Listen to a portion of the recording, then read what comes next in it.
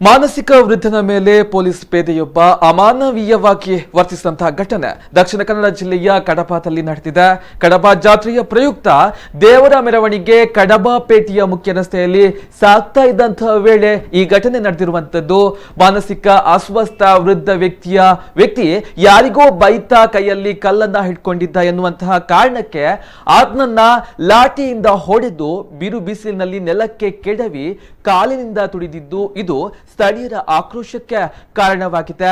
ವೃದ್ಧನ ಮೇಲೆ ಕ್ರೌರ್ಯ ಮೆರೆದಂತಹ ಕಡಬ ಪೊಲೀಸ್ ಠಾಣೆಯ ಸಿಬ್ಬಂದಿ ಪಂಪಾವತಿ ವಿರುದ್ಧ ಆತನ ಮೇಲಾಧಿಕಾರಿಗಳು ಸೂಕ್ತ ಕಾನೂನು ಕ್ರಮ ಕೈಗೊಳ್ಳಬೇಕು ಅನ್ನುವಂತಹ ಆಗ್ರಹವನ್ನು ಸಾರ್ವಜನಿಕರಿಂದ ವ್ಯಕ್ತವಾಗಿದೆ.